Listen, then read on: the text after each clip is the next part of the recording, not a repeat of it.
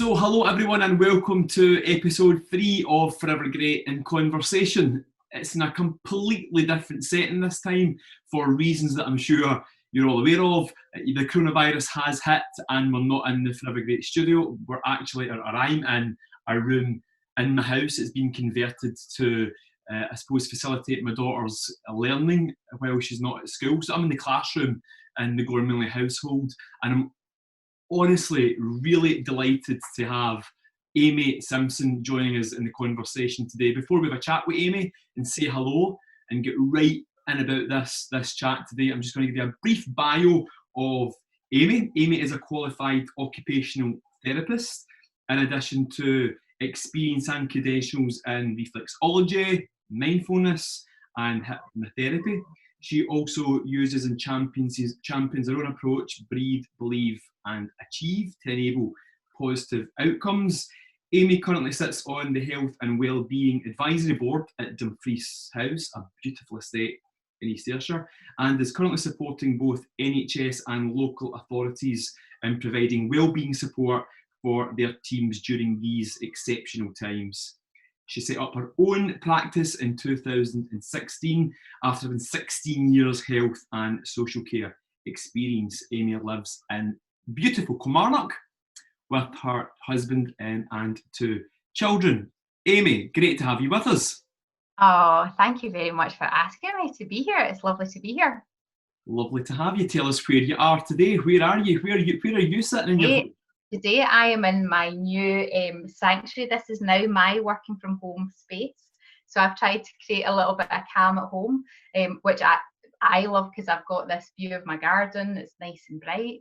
The only thing I don't love about it is it tends to be that everybody else in the house loves it. So they all kind of gravitate in, and I kind of look round and I've got one on the floor and somebody in the chair.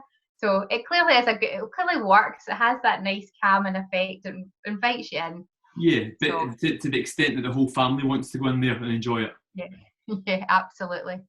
So we're in really unprecedented times, and your experience and expertise, Amy, when we're thinking of doing something a bit different with Forever Great in Conversation in this episode because we can't bring people to the studio, you were the first person I thought about in terms of having this chat with, based on the climate and the times that we find ourselves in.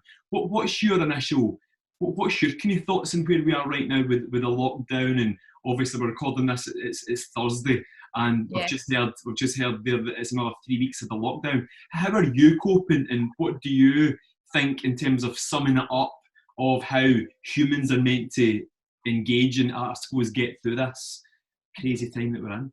I know, it is a crazy time. It certainly is totally unprecedented, isn't it? How am I coping? Well, I'm human, so I am absolutely, like, some days I feel okay, other days I am, like, that uncertainty gets me as well because it's new for everybody. I feel very, very fortunate though that I do have kind of tools and techniques that I can fall back on. So it's, sometimes I can often say that I can be a bit guilty of, I don't always practice what I preach, but this is the time where I am, every tool I've got, I am using to the absolute max. I think it's a really, really, really difficult time for people because I think we've got nothing to compare it to. So we've got no benchmark to say, well, this is how we should feel, this is how we should behave, this is what to expect, because we've got no idea what to expect. We're all kind of winging it, feeling our way along, just trying to kind of do our best with what we've got. And I think that's okay. And I think that's reassuring to hear that from someone like yourself that has got experience in this and that has been doing this for so long, that you're saying yourself that it's okay to feel this way, guys. That there isn't that catalogue you can go to or that benchmark in history where we can say, well, here's how they dealt with it then. It is, let's take every day as it comes and do what we can to get through this. And I suppose one of the things that I wanted to get from this conversation for anyone that's watching in the YouTube channel or listening via the podcast is that there's some things that we can, or you can, share with them that helps them in times of anxiety. I mean, I was reading some really incredible narrative and reports out there just now about the impact on mental health, and not just now, but what the impact will be after this? Are you seeing in your network, and I suppose you're working with the NHS staff and local authorities right now, are you seeing an increase in people being more vulnerable to mental health? Yeah. At the moment, I feel like I'm seeing definitely two camps. I think when you look at our kind of frontline, kind of essential workers, this is the drill, this is work. So a lot of them have just completely switched into that autopilot. This is what they do. In health and social care, and I'm sure across all public sectors, we're always contingency planning. We're always looking at what we may do should we find ourselves in a situation. Always hoping that we never do, but actually we're in that situation now that some of those plans are being put into kind of like we're actually playing them out just now. And there's a lot of people who I see are just like the work face is on, so that they are just in it and they are fully just dealing with whatever is coming at them just now. And those are for me, that's a big challenge that we've got to kind of look for going forward, because we can all in that moment step up, but it's then when we have that chance to step back and almost reflect on what was happening that we really need to look and protect so all of our essential workers, we really need to protect them. We need to support them now, but we also need to protect them going forward. And again, I want to touch on that with you, because I wanted this to be for anyone. So it wasn't. This was about having a conversation with yourself to try and get some hints and tips and tools, and maybe give people some reassurance that, you know what, and I know there's a lot of cliche, we're all in this together, we're all feeling pain in the same way, or whatever it may be. Pain's maybe a bit extensive, but we're all feeling some sort of impact in this, which we are. But I suppose there's different elements, and I thought as well today around, there'll be people that had been struggling with their mental health before going into this, and this with this on top of it. And I'm glad you mentioned the key workers, because I was thinking the key workers have got a kind of double-edged sword. They've got the whole kind of anxiety, and I know they're putting on the face going to the job, whatever they're doing. Let's just use the NHS staff. They're putting on that face to go into that ward or whatever. Worrying about themselves, worrying about the patients, but it's then how do they deal with that health side when they come home, and how do they switch off? What are you advising people? What's one of the things that you're advising people to do, regardless their job? So whether they're isolating at home or whether they're a key worker or they're still working, what is one of the things that you're advising people to look at and to help them get a bit of clarity? Biggest thing I think at the moment is finding routine, because we all need a bit of routine and a bit of structure. There's so much happening around us that we cannot control. So we need to find ways of controlling the controllable.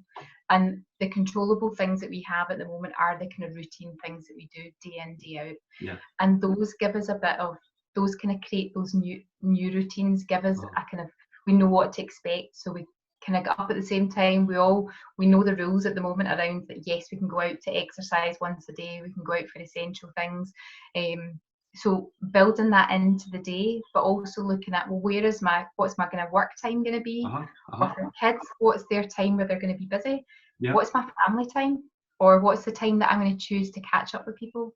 What's my time when I'm going to choose then to maybe exercise at home or join the vast array of so many activities now that are online? But where's also my downtime, quiet time, space?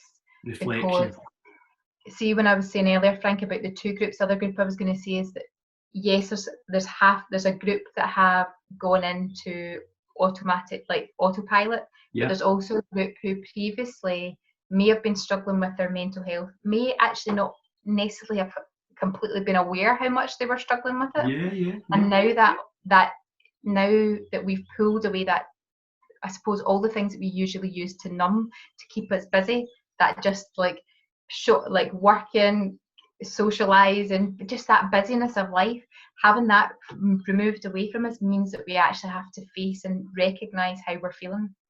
And that's really hard. So getting some routine in there is really, really important. And I think the routine, one of the things that I've read a couple of reports in the top 5, top 10 things to do, which I'm sure most people are, just to see if they're missing something out.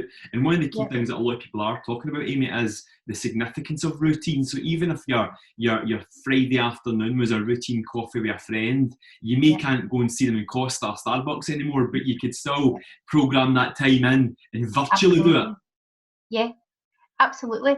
And you know, there's also, so we're talking about that routine, about really kind of helping structure for things that might be difficult. On the flip side of that, we've also got a real opportunity of maybe the things when we were on that hamster wheel of just going all the time, maybe we didn't ever get the chance to catch up with a friend just for a coffee. It was always in, I'd love to be able to do that. And you know, you would maybe pass somebody and say, we have to get a chance to catch up, or it would be so good if we could, whatever. We've now got an opportunity because we've been asked to reduce all of the other things.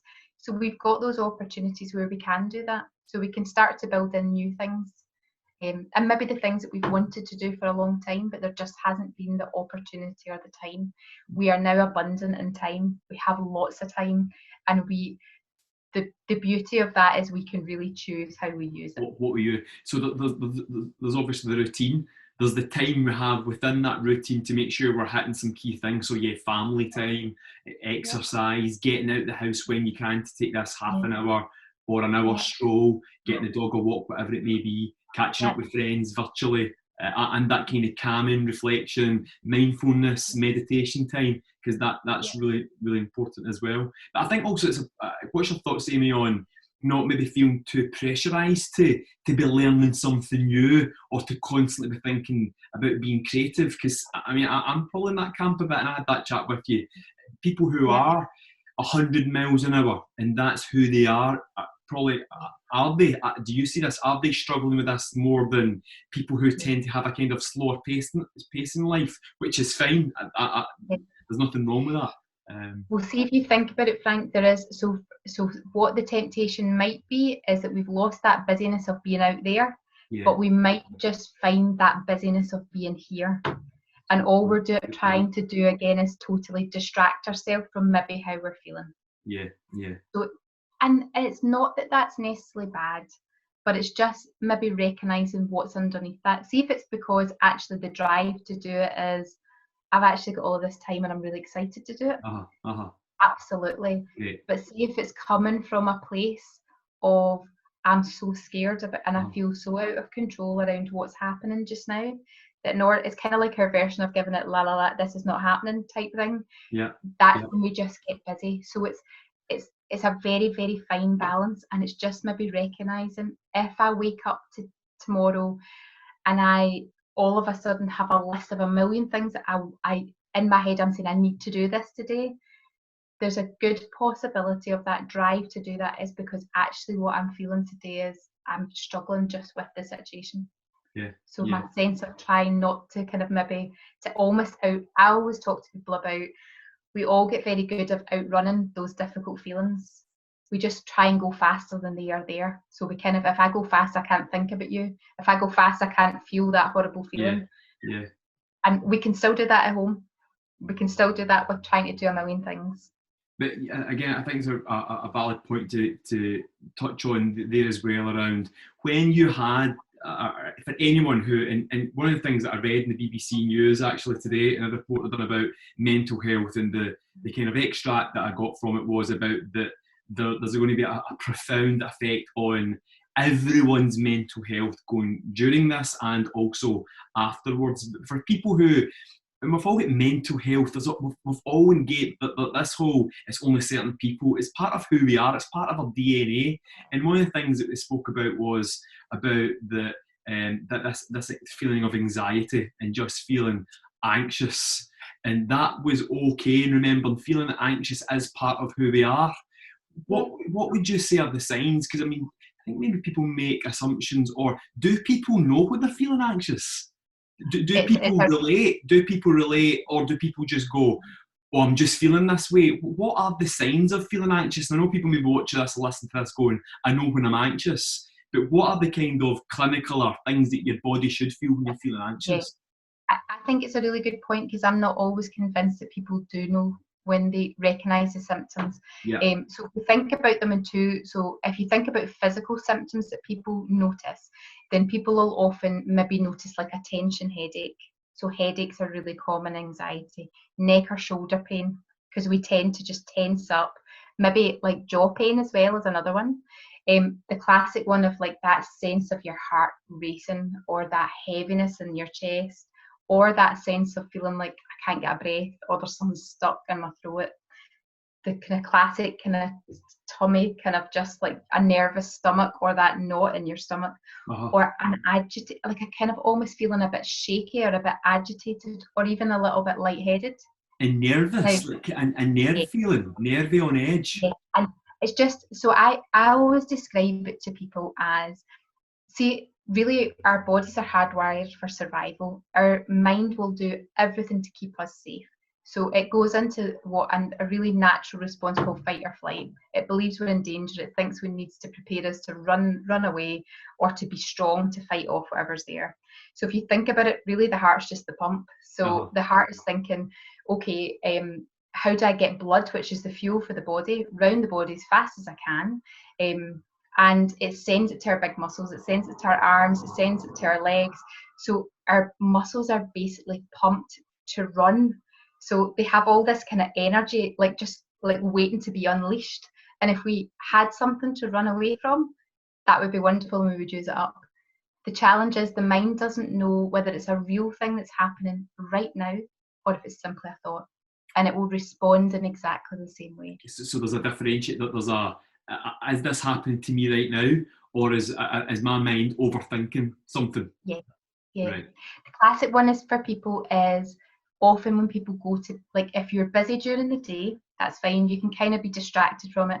You go to bed at night, everything's quiet in the house, there's no distractions, and the mind goes, well, what about this? And because the mind can't determine at that moment whether it's a real thing that's happening right now, or if it's just that I read something on the news app before I went to sleep, the body's now responding as if we're under attack. So there's no way it's going to let you sleep, because it's thinking, get the hell out your bed and run, because you're in danger. And do you know, the body believes it's helping. That response believes it's keeping us safe. And it's a very, very scary feeling, but actually if we just the key is just to recognize where it starts, where you hold stress in your body. I know that I feel it, I get that kind of nervous tummy feeling, or I get it in my shoulder. I kind of hold if my right shoulder feels really tense, that's where stress kind of builds up for me. And so, is that sorry, Amy, is that something you recognised earlier on in your life, or did you have an epiphany, or something happened, or was it through your knowledge in this industry and becoming the expert that you are, that you recognised that? Do you think most people could take a few moments when they feel these anxious situations coming on and think, actually, this is a bit of it's a reoccurrence, I'm getting this? Do you think it's more powerful when you start to understand recognition? Most people, and kids are brilliant as well. And I would say to ask your kids, when you feel worried, close your eyes for a moment and tell me where you feel it in your body. And just tell me where it feels. And people will maybe say, oh, I feel my head feels. I like that. I like that. Kind of, where do you feel it? Where are you feeling it? Where do you feel it? So there's no right or wrong, and we'll all be aware of different. The body reacts in the same way, but how we experience it or where we're aware of it will be very different. So just notice, and I often get people just like, I'll say, just close your eyes for a moment and tell me where you feel it. And people will often, sometimes they'll use their hands, they'll just say, it's here, and they'll give you this, or it's like here, like it's gripping me. They'll almost kind of show you what it feels like. Yeah. Or it's in my head, like I just can't. They'll show you. We do know, but we're often so much in our thoughts that we don't really check that we don't. So we're in it, we're feeling. So I'm in anxiety now, for example. I don't. The anxiety's taken over the mind, so I'm not kind of consciously saying to myself, where am I feeling this? I'm just feeling it. Right. Yeah. And if you think about it, if you're at that absolute point of like almost kind of full-blown anxiety, going into panic, everything in your mind is saying, get the hell out of here. So you're not thinking, oh, wait a minute, how am I feeling? Like, it's like, run. It's like, get the hell, you're not safe, get out. Yeah. So actually, sometimes it's just about, if you can notice, where does it start for you? Because we don't tend to go just straight to full-blown panic. Yeah. It kind of builds. So Yeah. it's noticing it maybe starts in my stomach and then it moves somewhere else. And if we know where it starts, or we can pick it up earlier, then as I was saying, it believes it needs to move, it needs to get you out of somewhere. So if we then do something physical, if we get up and we go outside into the garden, if we go up the stairs, we're actually helping the body get rid of that nervous energy, because we're using it. We're helping it just to move that energy. So I love that we've discussed anxiety, which is it the most popular? I mean, is anxiety the most popular I think area that you get discussed with, or people ask you about? I think at the moment, the biggest thing that people are experiencing is anxiety, because anxiety is about the future. Anxiety is always future paced, because anxiety is about what is going to happen if this. Anxiety is not about the past. And is stress then, Amy, is stress more the now then? Is stress more, I'm stressed now? Is that the difference between stress and anxiety? Yeah, so I always think stress is a bit of an accumulation of everything. So stress is a bit of exhaustion. It's a bit of, it's a bit of anxiety about things that might happen. It's a bit about, oh God, I remember this as well. It's an accumulation of lots of things. Thinking back and thinking forward and thinking now. Yes. Right. So, and if we look at it from a kind of mindfulness point of view, we are so, so we're chatting just now, but the likelihood is you're thinking, I'm going to ask you that. You said something, I'm going to ask you something. So you're thinking in the future, or you might have thought, oh, I read something earlier on. Our minds are always often either in the future or in the past. They're very rarely just here, just right in this moment, noticing. Because they reckon we have about 60,000 thoughts a day. Our mind is always busy. It's always on the go. So it's just anything. That's why mindful practices are always, they ask you to take a breath now, feel your feet on the floor. I'd like to touch on mindfulness, but I think I'm loving myself that there's been clarity there around anxiety and stress, because again, I'm not speaking on behalf of everyone here, and there can be people watching or listening to this that understand the definition. But there is a definition between, and a difference I feel like between stress and anxiety, and I think it's important that people understand these terms so they're not afraid of them. Yeah, and I think although that's how I would describe them, I think sometimes I use, what I would describe as anxiety, other people will describe that as stress. We all have different words. Okay, and that's okay. And that's why often I'll also ask people, so tell me a bit more about that, so I can understand what. So I might call it anxiety and they're talking about panic, but actually we were talking about the same thing. But we just describe it we use different words to describe how it feels for us. You get to a place of mutual, that's what it is. So So let's just. So I'm loving the clarity with a lot of this stuff, Amy. So let's just say you are someone who is feeling really anxious right now, whether it be you've been put in furlough, you are losing members of your team, your business is totally having to pivot and redefine the model, you are worried about being lonely and isolated. There's so many scenarios here. That's the thing right now. There's thousands of scenarios. If anyone's feeling anxious, what would you advise them? I know everybody's different, so it's a bit of a generalisation thing here. But what would you be advising us all to be doing right now to try and overcome the anxiety or stress piece? I know we spoke about routine, but in terms of is there other things we could be looking at? Probably the biggest piece of advice I'm giving right now, apart from routine, is maybe taking stock of right now. So because you mentioned that people could be in those situations and there could be lots of different elements of that, because the situation that we're in just now hasn't just impacted on work, it's impacted on everything. So it's kind of done that full sweep of everything that we normally kind of makes us know who we are, know what to expect, know how, like, know what to, like, know, just to understand what the heck is going on. Yeah. All of that is like the rug has been pulled away from underneath us. So we're kind of, it will very, very quickly feel overwhelming. And I think it's about taking stock of, like, what do I need right now? Because there's lots of things that, yes, if we could do, we all want to know, well, when's this going to be over, so I can plan for business, or I can know, like, this whole furlough, how long is this going to go on for? What does that mean? And we don't actually have the answers for that just now. So we could tie ourselves in knots trying to work out all of those possibilities. Or we could look at, what do I need now? No, sorry. What do I'm jumping in. What do I need now? What do I need right now? And I do you know, often I think that leads me back to remind people of, like, just even having a practice of, like, what have I got right now? So yes, you know, businesses had to change very, very drastically for me, because I would often see people on a one-to-one. Yeah. But actually, when I look at the whole kind of thing of everything that I'm doing, I'm healthy. Do you know, right now, in this moment, I am fit, I am well. My family are well. My family are here with me. My family who live elsewhere, I can speak to them over the phone. I'm in my house. I have food. Yes, my kids maybe don't like it, because actually we're only going out, so there's not always everything that they want. Mom, Dad, not this again. Like, I hate this when I want Nando's or something. Just like, yeah, so do we all. But do you know? But it's like, actually right now, there's a lot of things that mean I'm okay in this moment. Yeah. Taking stock, and again, it's that whole. I think it's really important for every human.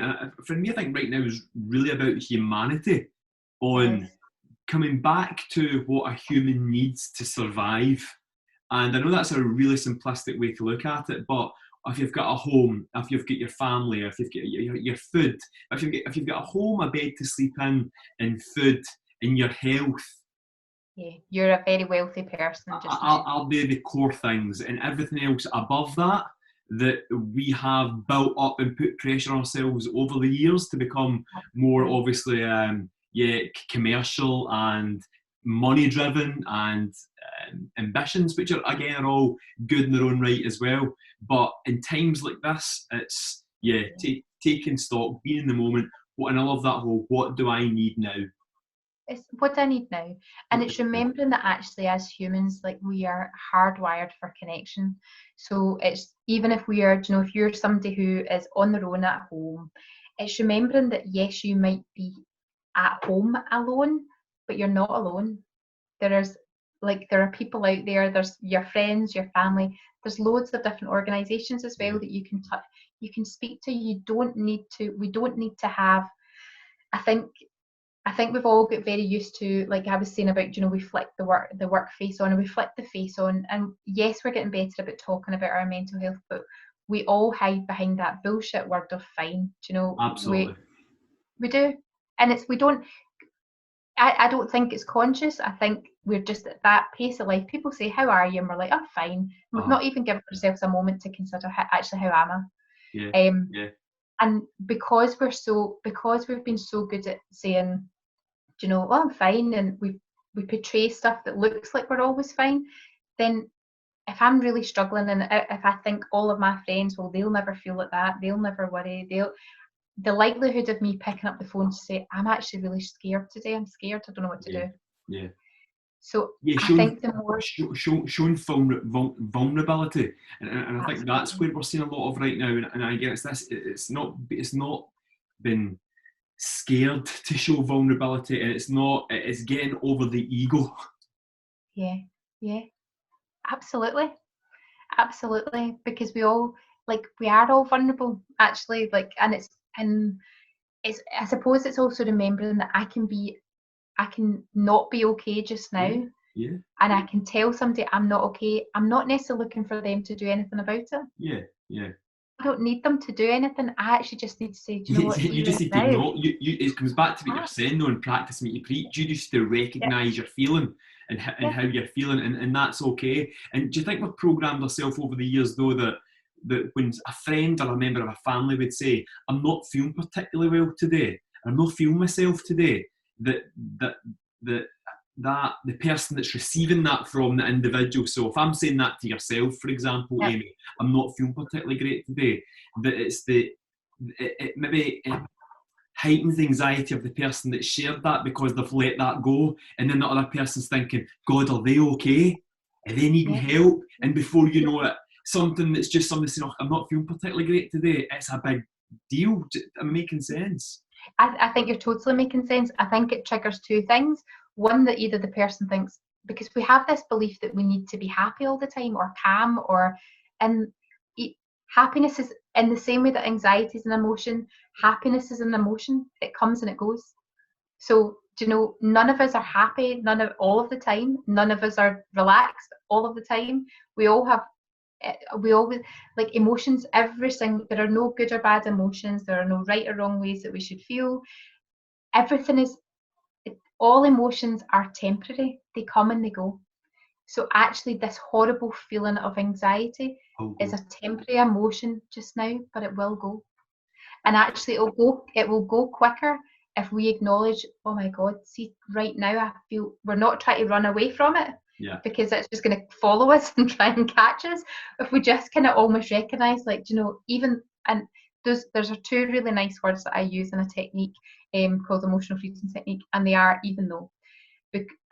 So using the words even though, so even though I feel scared, even though I feel worried, even though I'm stressed, even though I'm anxious, and then countering it with, but I know I'm going to be okay.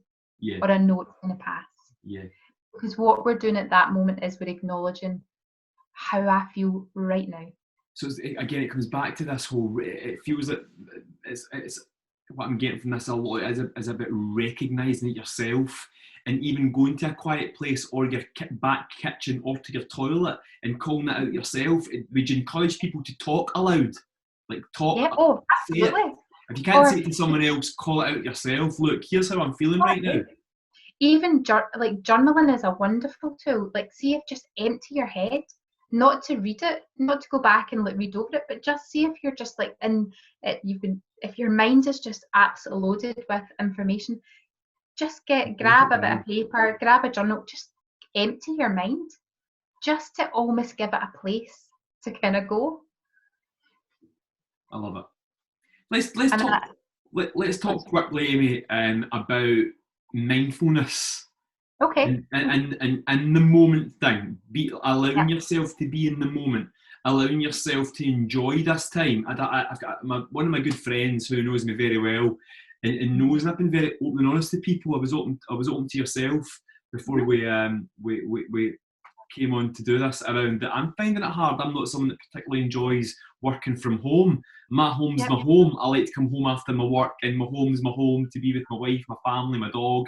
I'm not saying I don't do a bit of work, because I do, but I like my home to be my home. I don't see it as work. I don't see it as a place to deliver my work in. And that's just how it works for me. But I had a good friend who called it and said, Frank, this is very likely never going to happen in our lifetime again.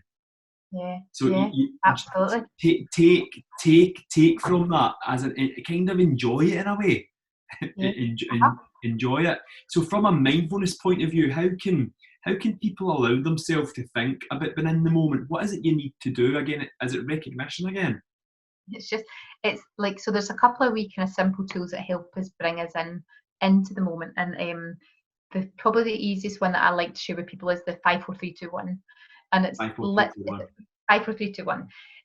So literally, you can do it at any point, but it's a really good one to do if you notice any of those things physical symptoms we were talking about of stress. So you would literally, wherever you are, notice your feet on the ground. Okay, let's do that. You could do it just now, right? So just notice your feet on the ground. Yeah. And we're going to so feet on the ground, bottom in the chair, and I want you to notice 5 things you can see. I've got a beautiful view. So tell me 5 things you can see. So 5 things I can see right now. Well, I can see you. I can see the green light in my computer. I can see the wind farm over in the hills, a good few miles away.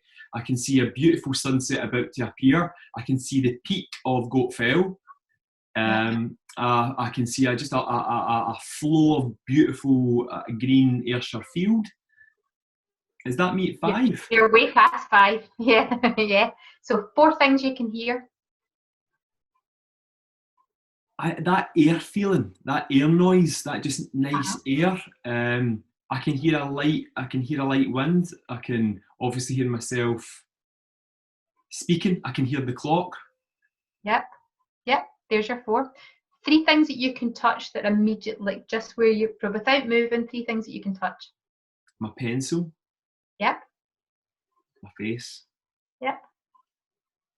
The seat. Yep. 2 things you can smell. I can smell carpet because this room's hardly had anyone ever in it, and we've been in this house for 5 years, so I can smell carpet. That's dreadful, isn't it? No, no. I can smell carpet. What else? What else can you smell? And I can probably smell my aftershave because obviously I'm not physically seeing you. I want it to smell fresh. Well, and lastly, something you can taste. What can you taste? Lemon, because I've got a slice of lemon in my water. So what we've just done by literally noticing your feet on the floor, 5 things that you can, because the things that you described a sunset that's just about to happen just now. You described the noise of the wind. You've described a smell that's here. That smell's not anywhere else. That smell of the carpet is here. So you've just brought the whole of your awareness right into this moment. Now. Yeah. Love it. So that's 5, 4, 3, 2, 1. And Amy, you'll have people, I'm sure, like I'm a marketer. You get people who have got who are skeptical, of certain things. How do you encourage more people to allow themselves to do these things? Is it it is, but what I often do is I challenge people, and I'll say to them, because people maybe say, yeah, but I'm like, I see stuff, I see it. And I think we were saying the other day, I'm often saying to people, we are sleepwalking through our lives because we are on that autopilot. And this right now has given us the biggest opportunity to wake up and actually just to kind of pause and kind of see everything that's happening around us, decide like when we come out of this, which we will, what do we want to put back in, and what are we going to just decide, that can stay. That's pre-COVID. I'm not bringing that back out. But I'll often then challenge them and I'll say, okay, so do you ever, because we're all on the autopilot, so we play that game, have you ever, and I'll say, so have you ever driven to work and you can't remember your journey getting there? Have you, Frank? Oh, come on. Yeah. But every single person does. And then I'll maybe say to them, right, so tell me a journey, a walk that you'll do, whether it's from your car to somewhere, every single day. And I set them that challenge of, I want you to notice 5 things you've never seen before. And people will say to me, I've walked that, I've done that for years and I've never noticed that. I love that, and I think that's so important. I mean, I'm not a skeptic, Amy. I buy into it all. I buy into a lot of stuff because I think as humans, you've got to be constantly interested in expanding your toolkit, expanding your knowledge base on everything, on everything. And whether you're a fan of everything or not, but the whole what are you allowing yourself to see that you haven't seen before, but you've been on that beaten track a few times. One of the things that I've had to do is I've had to go out either a run or a walk every single day during my exercise. And when I do the walk, I've went a different road and a different street or a different path in Irvine. And I've explored more at Irvine than I've in the past 3 weeks than I have done in the nearly 5.5 years we've been here. And it is that mindset and saying to yourself, look, my routine, if you like, will be, I'll do that walk, and I've come back every time and I've said to the kids, do you know I've got a museum in Irvine? Do you know I've got this in Irvine? Do you know I've seen this in Irvine? I've seen the next house, I've seen a beautiful house that I thought was gorgeous. It is that whole, you allow yourself to look and see, you love it. And it's even things like setting yourself a challenge of, see when you're going out, see if you've got, now you could sometimes do it without any music, without your phone, just notice, like, what can I hear? Yeah. But if you do have your phone or you're out a walk with the kids and it's like a challenge, or even in your garden, a challenge to take a picture of something that maybe somebody else hasn't seen. I like that. So it's like, the obvious things that we can all see, the obvious things, but actually if you're really paying attention, What are the things that you notice that other people might not? Yeah, I love that. And it's, do you know, for me, the biggest thing that I learned about it, and when I thought about it, do you know, for me and Derek, we were both so busy, and we are literally, the days that we were sometimes like, it felt like you're high-fiving each other on the way in and out of taking the kids here, there and everywhere, going to work. And when I really thought about kind of like mindfulness, and it was those moments where I kind of thought, do you know, sometimes the kids give me a cuddle in the morning, like, or I hug them before they go out the door, or I go out the door. But sometimes in my head, I'm already planning where I'm away to. And there's those moments, and I think, do you know, what would it take for me just for those couple of moments, particularly now, I think, and we will absolutely do it, I know, when we come out of this, but those moments where actually we've got the people that we love and care about, that we can actually just, when we cuddle them, that we're there. Yeah, I love that, and I love one of the audiobooks that I listened to when I was doing when I'm doing my walk. I've just finished it. It was Michelle Obama's book. Yeah, Becoming. And she speaks often about embrace. Yeah. The embrace, the importance of that cuddle. Now I know people are isolating, and cuddles we're all yearning for cuddles, and especially for people who have not got family with them. I mean, that must be tough. But yeah, that importance of a cuddle and allowing yourself to be and appreciate it. But what I've noticed in terms of, I think it's conscious as well, Amy. It's consciously when you have got that busy mind, and your kid or your wife or your cousin or your friend or whoever it may be gives you a cuddle, and then your conscious kicks in to say, appreciate this more. Even through it, sometimes your brain consciously kicks in to say, how amazing is this? Because you allow yourself to think differently about it. It's fascinating. Just to be in that moment, absolutely. And like for me, like cuddle, like a hug is probably, I'm saying this and Derek would probably like, really? But when I'm anxious, now everything in my body probably screams like, get the hell away, because I'm probably reacting in a way that's like, I'm a bit intolerant, I'm a bit kind of, but actually what I need in that moment is, more than anything, is I need a cuddle. I'm very bad at asking for it, because in my mind I'm just like, I'm fine, stay away, don't come near me, because I'll cry if you come too close. Like, but actually, like, God love him, Derek, like, sometimes approaches me with caution. He's like, I'm coming in, come here.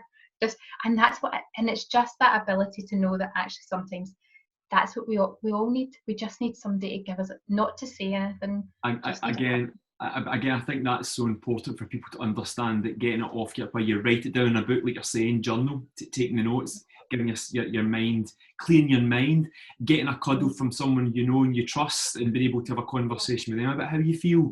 That whole, what is it, a story shared's a story, and a problem shared's a problem half. Is that right? Yeah. And I think a lot of these things are there, and a lot of it is about communication, recognition, getting it out of your system, embrace through a cuddle, allowing yourself to be in the now. And I was going to say, you'll know as well that there's lots of times where sometimes if we're given the opportunity just to talk it out, often our anxiety can be because we don't know what to do. And we're putting all this pressure on having to know what to do, how to fix it, how to sort it, what's the answer going to be. And sometimes if we're just given the opportunity just to talk it out, actually in the process of talking it out, we know what to do. And I mean, time flies past, Amy. We're nearly up. I could speak to you for like the rest of the night. But I suppose one of the things I wanted to quickly chat to you about before we get to the final 3 questions is, if you don't deal with anxiety, if you allow yourself not to recognise it, not to do the 5, 4, 3, 2, 1, not to embrace, not to be in the now, just to keep on thinking it's okay, what happens? What happens? Do you know what generally happens, Frank, is we become very good at numbing our anxiety out. And then what happens is we can't choose what we feel and what we don't feel. So see, if I don't want to feel this, I'll numb that, I'll numb all these difficult stuff out. But what I also numb out is I numb out the feeling of being happy, the feeling of just being that kind of relaxed and carefree. So it impacts on everything. It impacts on the stuff that we probably want the most. It pushes that further away. Now, again, it's a really good point, that. Because I felt that, and I'm sure people watching this and We listening all to have. this will recognise that at times when we feel the most anxious, sometimes if we get anxiety, we become maybe more introverted, or we sometimes pull back, and you don't allow yourself to feel the stuff that you're actually needing more than ever. Yeah. Like, And I always say to people, if you're in a situation and you're like, everything is set up here for me to this, I should be having more fun. I should be happy in this moment, but we're not. That's a massive clue, because what that shows us is that we're probably numbing other stuff, because everything is here that I should be able to just be content or be happy or be, but I can, it's like here, but I can't quite feel it. Is often that we've put up a barrier to stop feeling other stuff. And we've all been there. Every single one of us has been in situations, and we will, and I suppose it's remembering that sometimes we'll recognize these difficult emotions, this anxiety, and we'll use a couple of techniques and we'll get rid of it. Doesn't mean it's gone forever.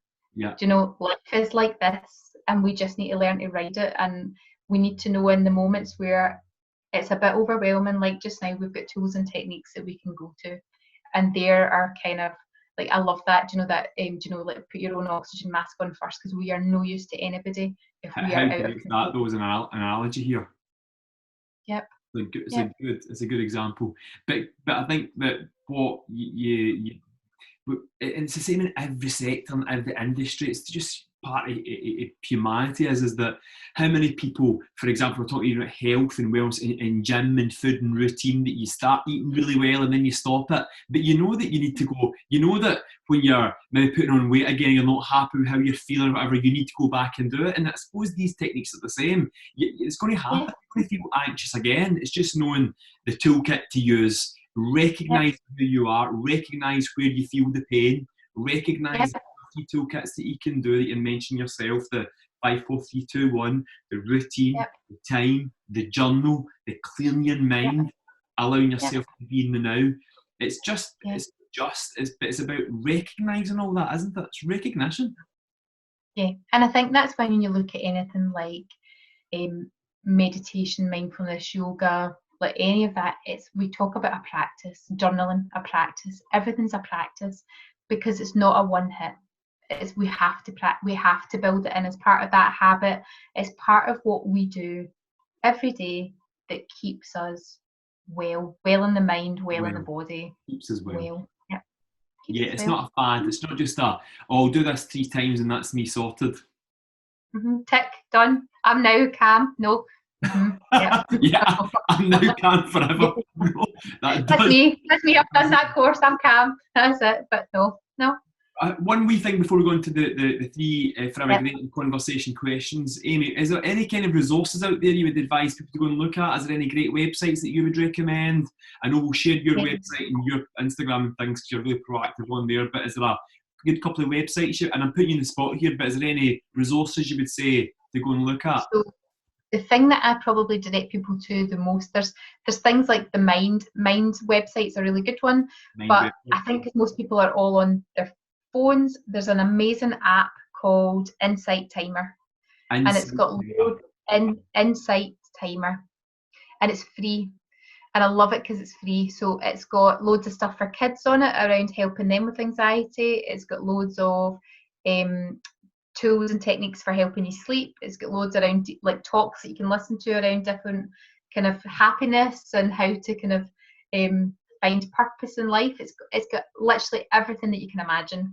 And the beauty of it is you can go into it and select how long you've got. So it'll give you everything, practices that are maybe 5 to 10 minutes long, or if you've got longer, you can kind of pick. But it's free and it's an amazing resource. So tell us what it is again, just to keep them all in mind. Insight Timer. Insight Timer, guys, get on it. Yep. Right, Amy, let's get to the final 3 questions. Okay. Who inspires you right now? Oh, that was an easy one for me just now. The person that totally inspires me right now is Jason Leach. Tell us why. So Jason Leach he's a clinical director at the moment for the Scottish Government. And what I find him, like, for me at the moment, he is the voice of reason and calm in amongst lots of confusing information that's there. I think he's very real. I think he shows his own vulnerabilities. He's shown that completely kind of human side of himself, but he's telling us the facts, but he's not adding to that fear of alarm. He's just telling us the facts, and he's telling us what we can do. And I think I've had the opportunity in the past to hear him speak in different things, but my goodness, that's the person who I'm going to just to listen to for information about what's happening just now. And it's great that he's someone who, it's not someone from the 1800s or an entrepreneur. There's nothing wrong with that. If that's who was inspiring you, there's nothing wrong with that. I love that it's a public figure that's in the spotlight right now, delivering a really significant message and doing it really well. Yeah. And I just think, at the moment we need somebody who is the voice of reason and calm. And I think for me personally, he's that person. Okay, we'll need to check him out. He's proactive on Twitter. He's got a lot on Twitter. Yeah, get him on Twitter, guys. Where's your favourite place to visit in Scotland? Oh, it has to be Arran. Arran. I can see Arran right from the room. It's a beautiful place, Arran. Where do you like to go in Arran? Do you have a place that you like to go and sit and have an ice cream or a lager shandy? Oh, well, I run a lot of retreats over there. So it's Brodick that I go to. But for me, I actually just love anywhere in the islands. I think I probably love actually the ferry journey over. Because I think it's just like, you just feel like you're just moving a million miles away. And life is just a bit calmer over there, a bit slower. Yeah, it's all good. I'm literally going to a new island. Yeah, love it. So Arran, love it in Scotland, great stuff. And finally, what's the quote or phrase that you go to for a fresh perspective, or that resonates with you, regardless when you've seen it or whatever, but you go back to in your love? Yeah. One that I quite like and I use, and I think it's probably really good for just now, is by Aeneas Nin, and it's, we don't see things as they are, we see things as we are. We don't see things as they are, we see things as we are. Mm-hmm. Did I get that right there? Yes. And why is that important for you? What is it that you take from that?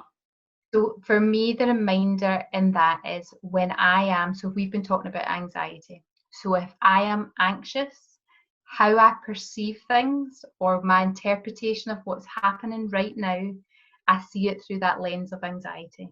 I don't necessarily see it as it is. I see it how I am. Yeah. Great point. That actually comes back to, even if you think of situations that happen in your life, your workplace every day, around when you're maybe irrational or rational. It's kind of irrational thinking, isn't it? Totally. So we don't see things how they are. We see things because everything that we interpret everything through all of our senses and through how we're feeling. Yeah. So and that's why often, if you think about it, two people can be a whole group of people can be in the same place, and their experience of that is completely different. Because how they feel in that moment is completely different.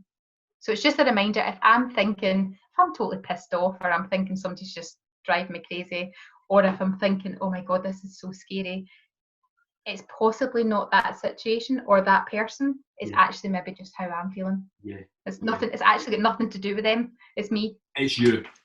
It's me. So, Amy, thank you so much.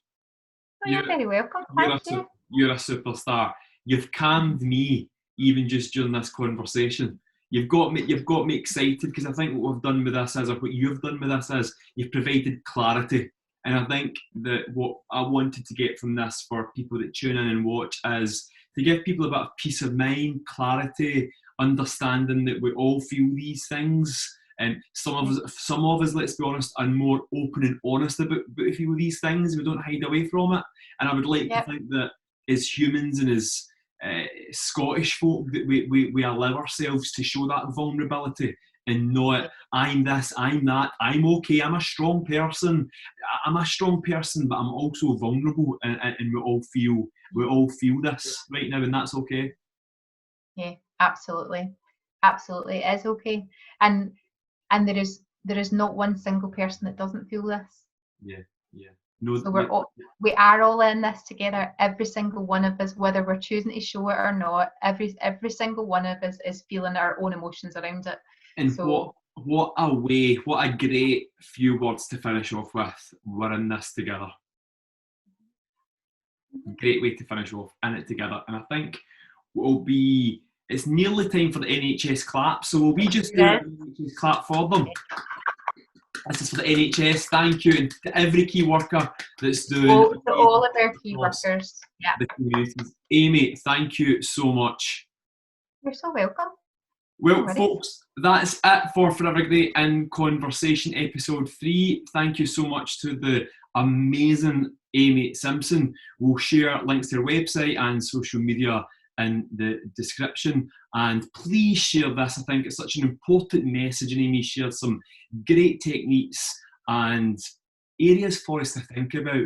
Journal, letting the mind open, being in the now, the 5, 4, 3, 2, 1 technique, the definition between, or Amy's definition between anxiety and stress, really important things to help us through this time and when we get out of this. Until next time, stay safe, look after yourself, and thank you so much for watching. Take care.